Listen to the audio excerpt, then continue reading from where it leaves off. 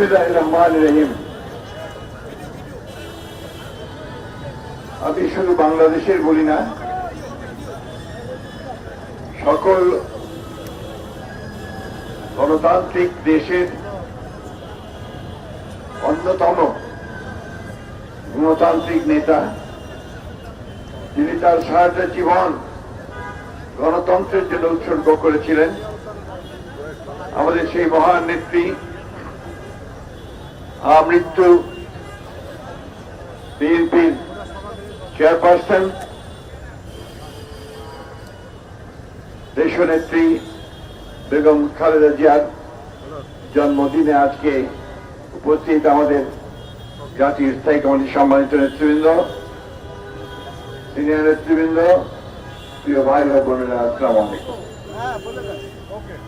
আজকে আমাদের জন্য একটা আনন্দের দিন যে এই দিনে সেই নেত্রী জন্ম নিয়েছিলেন, যিনি বাংলাদেশের ভাগ্যের সঙ্গে জড়িয়ে গিয়েছিলেন এবং বাংলাদেশকে বারবার তার নেতৃত্ব সংগ্রামের মধ্য দিয়ে গণতন্ত্রে ফিরিয়ে নিয়ে এসেছেন এবং বাংলাদেশকে সমৃদ্ধ করবার সংগ্রামে অংশগ্রহণ করেছেন, নেতৃত্ব দিয়েছেন।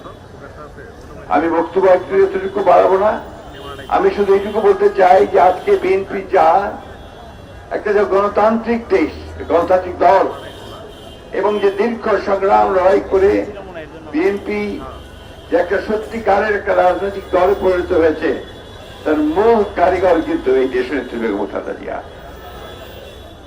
দীর্ঘদিন সংগ্রাম লড়াই, নিজের প্রশ্নে আপোষ না করা, দলকে ধারণ করা এবং নেতা কর্মীদেরকে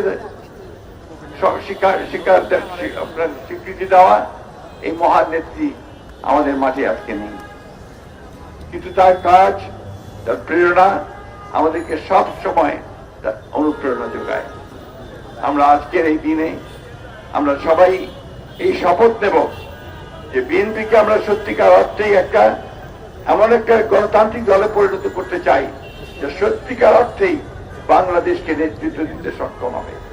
আজকে যখন বিএনপি সরকার গঠন করেছে, প্রতিটি মানুষের আশা যে এই সরকার দেশের যে বেগম খালেদা জিয়ার যে নীতি ছিল, তিনি যে ভিশন 2030 দিয়েছিলেন, পরবর্তীকালে তারই দলের যে আপনার কর্মসূচি দিয়েছিল 31 দফার, তাকে বাস্তবায়িত করার জন্য সামনের দিনগুলোতে কাজ করে যাবে, দলকে শক্তিশালী করবে এবং বাংলাদেশের স্বাধীনতার সার্বভৌমত্বকে অক্ষুণ্ণ রাখবে।